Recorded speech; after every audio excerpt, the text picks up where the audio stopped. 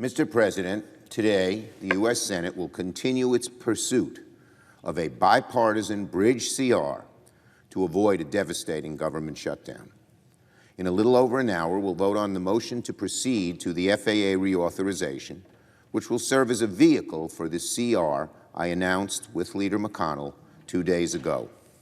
Once we're on the bill, I will be introducing the substitute amendment, which will contain the legislative text of the bipartisan bridge CR, which the Appropriations Committee worked so hard on, and again I salute Senators Murray and Collins for the good job they have done.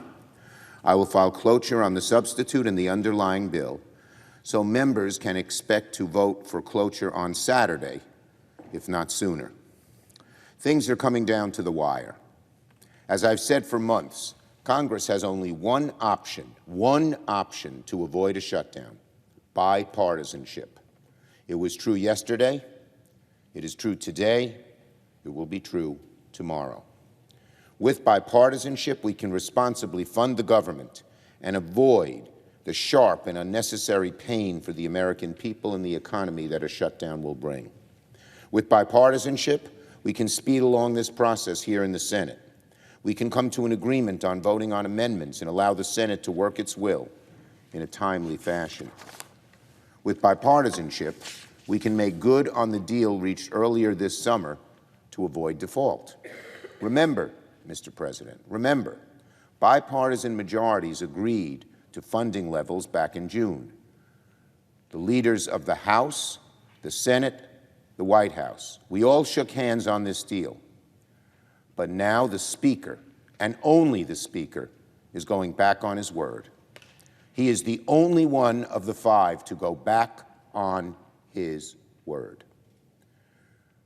What he is saying, by being the only one to go back on his word, Speaker McCarthy is saying he cares more about the whims of the hard right, the hard right, than avoiding a shutdown.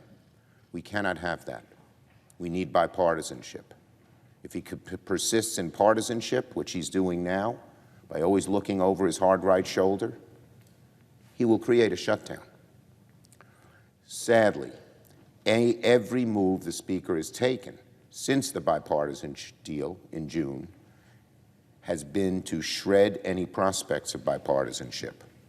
By focusing on the views of the radical few instead of the many, Speaker McCarthy has made a shutdown far more likely. Let me say that again. Let me say that again. By focusing on the views of the radical few instead of the many, Speaker McCarthy has made a shutdown far more likely. Despite the fact that many on both sides want to work together, despite the fact that here in the Senate we're pursuing bipartisanship, the Speaker has chosen to elevate the whims and desires of a handful of hard-right extremists and has nothing to show for it. We saw a glaring example last night. Last night, on the floor of the House voted twice with overwhelming bipartisan majorities to keep Ukraine funding in the House Defense Appropriations Bill. Each time with over 330 votes, a majority of both Democratic and Republican members. And yet, after the vote, the Republican leadership in the House subverted the will of the House by going to the Rules Committee and cut the aid to Ukraine anyway. Can you believe that? 10 or so extremists who don't care at all about governing, about preserving democracy, or America's strength in the world, hold more sway in Speaker McCarthy's mind than the majority of his party and the vast majority of the House of Representatives, which he leads. We need to be showing strength against Putin, not weakness. We need to be defending democracy, not abandoning our friends abroad. Speaker McCarthy is letting a small band of very extreme members override the views of everyone else. It's the tail wagging the dog. That's the crux of the entire shutdown message. And if Speaker McCarthy continues on his path, it will have consequences for years to come.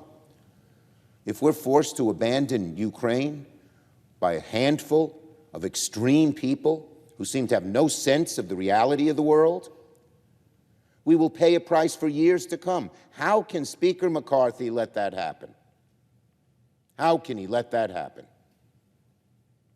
A divided government demands compromise. By ignoring this, Speaker McCarthy is driving the country right to straight to a shutdown. And the longer he resists bipartisanship, the greater the damage of a shutdown will be to the American people. It's been alarming over the last few days to listen to some of my House colleagues on the hard right talk so casually about shutting the government down. Some of them seem proud to do it. They sort of brag about it. It's incredible. They seem completely unbothered that in a shutdown, over 1 million active duty military members won't get their pay. A shutdown would degrade troop readiness and devastate our southern border, something our friends on the other side who claim to care about border security conveniently ignore. Small business would lose access to capital. Home buyers would be unable to secure loans. Our supply chains would be imperiled, and costs for American families would go up and up, all because of a needless shutdown caused by a few extremists and Speaker McCarthy's obeisance to them. This will all become a reality, unfortunately, in less than 3 days, unless Speaker McCarthy abandons his doomed mission of succumbing to the MAGA radicals. The only way, once again, I have to keep repeating it because maybe it'll sink in over there, the only way we prevent a government shutdown is by voting on legislation that can get bipartisan support.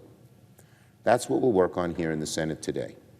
As I've said, the bill before us later today is a bridge, not the final destination. I urge my colleagues to continue to work to advance this bipartisan bridge CR and to avoid a reckless and devastating government shutdown. The Senate once again is called on to lead by example, to lead the House and the Speaker by example.